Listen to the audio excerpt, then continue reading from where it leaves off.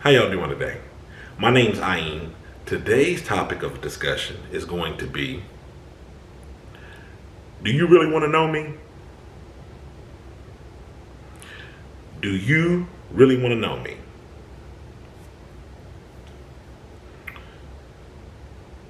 What comes to mind when I think about this topic of do you really want to know me?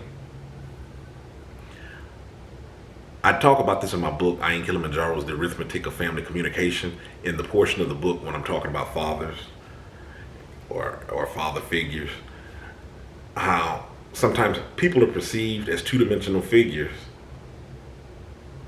and you forget that there's more depth to them than what you just see with the exterior. You just kind of place them in the box for what you think that you know about them, and you go on. Sometimes, well, a lot of the times, this is what people do. When they come across people, it's almost like you're profiling them. You're just like, okay, I got to know what type of person this is. How do I go about classifying them? When in reality, you don't even have to do that. That's the topic of this video. Do you really want to know me? Because if you really want to know me, then just talk to me. Talk to me genuinely. Be yourself. Quit trying to put me in a box. Quit trying to so-called figure me out. And just talk to me. I'm not talking about drill me with 21 questions. Talk to me. Genuinely want to get to know me. Just like I want to genuinely get to know you. That's if you really want to know me.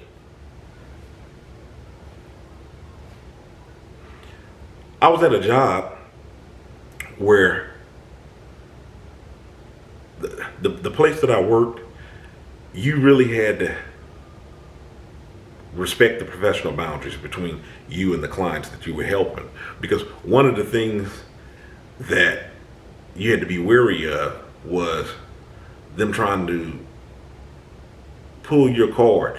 In other words, trying to figure out something about you so they could use it to their disadvantage, because this was something common that they would do.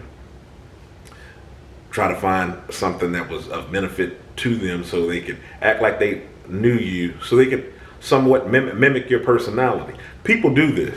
People do this when it's something that they need, or they're in a position where they're trying to get ahead, especially when you're talking about people who are users and whatnot. And at this place of employment, had to respect the boundaries on, no, it's none of your business.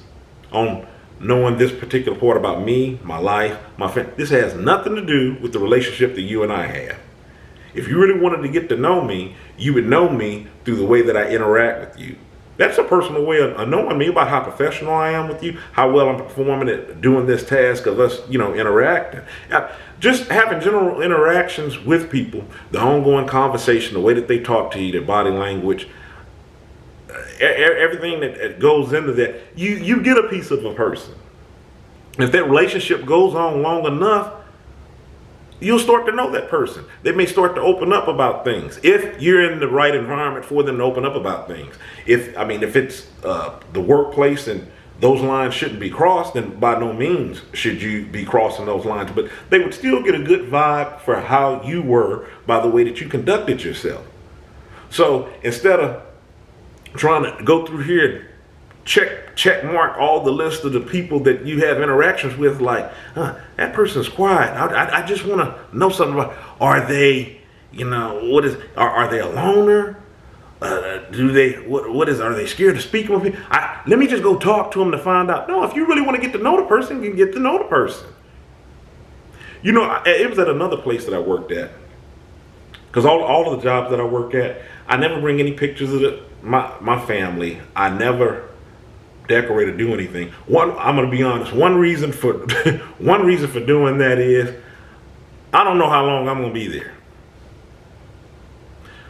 It's just a place of work. I'm not all attached like that. I don't bring in a whole bunch of knickknacks and whatnot. That's just me. I don't know. And if the time comes to where I have to leave the job, or they're laying off, I just want to get me and go. So that's my personal take on it. But I really stuck to myself at this job. I spoke when being spoken to, and of course I went out of the way to speak casually, as in being an employee at the job, but I didn't divulge a lot of information about myself. I didn't divulge a lot of things about home, like how other people did. Just really bringing home in here and just talking about stuff that you shouldn't. And one employee, they were in this circle talking, and they were kind of picking on this other employee. They were talking about how, we're not sure what to think about you. We're not, we don't quite have you pegged. We think this and that. Some of the comments that they were saying were really offensive and stupid. And when they turned to me, since I'm a person of very little words, or very few words, they were like, we hadn't quite pegged you out yet. I just kind of shrugged and kept on working. It was a call center that I was at. And this was just this person, they were being really vocal and talking more than they should. But this is how a lot of people think. A lot of people think when they're, looking at people, they're trying to figure them out. And they're trying to put some sort of attachment or tag to them or their personality. So, okay, okay, this is that type of person. This is how they, they are. They try to oversimplify is the point that I'm making. And if you really want to get to know a person, then you talk to them. You have a genuine interaction with them. If you're that concerned, then you have to even ask yourself, well, okay, why do I want to get to know the person? A lot of the times, I'm not looking to do anything when I'm interacting with people other than to have pleasant, positive interactions. I hope to be a breath of fresh air with anybody that I come in contact with. And then once we depart, go away. We go our separate ways. Now, if we happen to meet again and we're talking or interacting, of course, there's people that I meet and I'm like, man, a really nice person. Really like to, get to know more upon. When you like a person and want to get to know more about them, then you talk to them. That's how you go about getting to know people.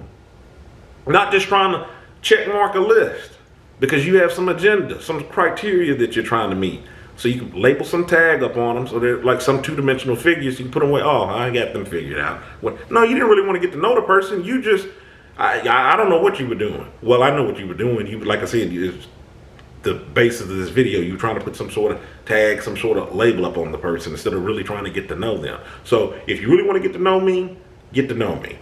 That's the basis of this video. This is how I go about things. This is how the approach that I take in getting to know others. When I really want to get to know somebody, I take a genuine interest in them. I just wanted to share that 2 cents for today. My name's Ayin.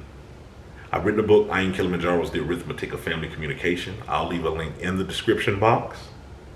In the meantime, stay encouraged, avoid being discouraged, and remember, before you get to know somebody else, you need to know yourself first. Till next time, have a good one.